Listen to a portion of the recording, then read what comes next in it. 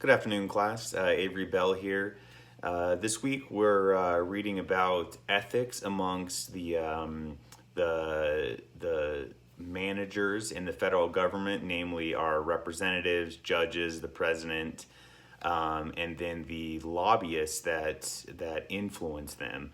And this video is specifically about ethical lobbying, what the political system is like now, and what I would propose to change it. Um, After doing the reading and then watching the video, it's clear that we have a big problem with how lobbyists and representatives work together and influence one another to get things done.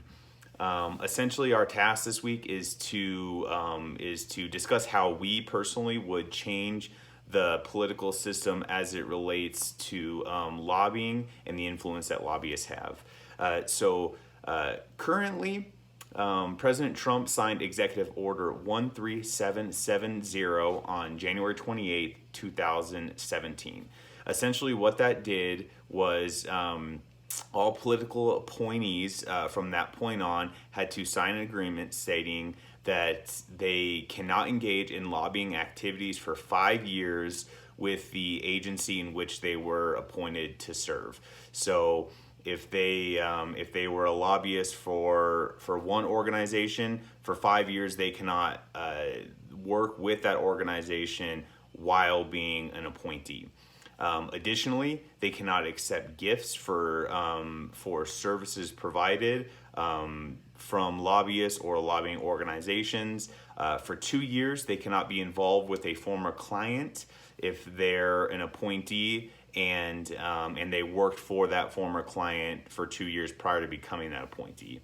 And lastly, all requirements of this executive order can be waived at the will of the president. I guess that's the nature of it being an executive order, but it seems like if we wanted politicians and lobbyists to take this seriously, we wouldn't be able to just have one person, wave their magic wand and allow exceptions at their whim. I think it's clear that this particular executive order is the most strict. Looking at various restrictions that were put in place by President Obama, most of his restrictions, he had very similar ones, but with 2-year increments. And then George W. Bush also had a similar executive order. However, I think that it needs to go much further. I think that instead of it being an executive order that can change based on the president, or it can be thrown out by the president completely, this needs to be established in law and perhaps even eventually instituted as a constitutional amendment. That way it holds a lot more water and it's a lot more enforceable than an executive order is. So I think first and foremost, and the thing that really got me reading this week's chapter was the fact that 501c3 organizations, nonprofit organizations, are able to donate money towards political campaigns. I think that this is a big issue. I think that, as the book stated, that some 501c3 organizations are implemented and solely their main existence is to support a political party. Additionally, the money that is given to those nonprofits, they're not required to disclose who donated that money. So that's when our book discusses dark money, that's what it's talking about. I think that transparency or lack thereof is a problem in our system. I think that we need more transparency. So I think that either one, we throw out the law that allows nonprofit organizations to donate to political campaigns, or we force those 501c3s to disclose who donates to them, and then hence is donated to the campaign itself. That way, these people are outed for who they are. I know the state of California I believe it was the Attorney General, passed a resolution that forced the California 501c3s to disclose who the donators are. However, that was fought, and I believe it reached all the way to the California Supreme Court. That's a big first step. The next step, I think we need to revamp the Office of Congressional Ethics, the OCE. I think the biggest problem with this is that currently the OCE is a nonpartisan organization, which is good. However, it only oversees the House of Representatives. The Senate itself does not have a nonpartisan committee that oversees ethics.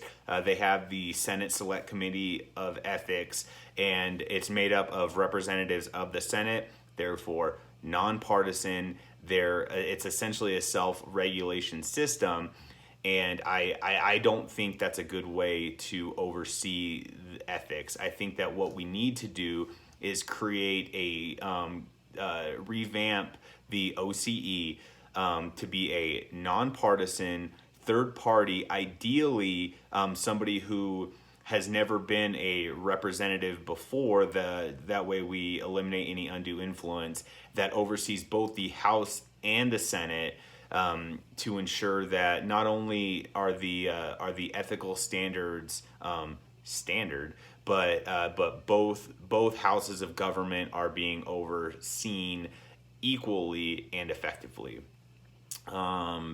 And I think that lastly, I think that they first need to start with an executive order, because that seems to be the fastest way to do business. Start with an executive order that bans all members of Congress from becoming lobbyists after they leave as representatives for life, and vice versa. Lobbyists, if you become a lobbyist, you cannot ever become a representative in Congress, and that would be a lifetime ban. It seems kind of harsh. I know that the connections and the knowledge that lobbyists and representatives have get stuff done, but I think this is kind of a cut before you can cure type of thing, and we need to start with a lifetime ban to start until we can get a law established. I think that those, additionally, along with the lifetime ban, those that are already lobbyists that have been representatives, they have a 12-month period before they are essentially ousted as lobbyists. They have 12 months to find a new job, figure out a different way to go, but they only have 12 months before they're forced to leave their lobbying position. They can no longer work with the government as a lobbyist. And we can use that 12 months to figure out how we're going to draft a bill that is eventually signed into law, and then hopefully becomes a constitutional amendment to restrict lobbying activities and representatives from becoming lobbyists, and vice versa. That's not quite as restrictive as a lifetime ban, but is much more restrictive than what we see now. I think a good compromise is potentially a 10-year ban from when either the senator in which you, or representative in which you were a part of, or for senior advisors and senior employees of that representative, when that representative leaves office for 10 years after that, you cannot engage in lobbying activities. Or if you're a lobbyist, once you leave that job as a lobbyist for 10 years, you cannot enter and try and run for political office. Hopefully that's enough time to where that nefarious influence that we might see as a result of the work that you've done will not have an effect on the system. Thanks.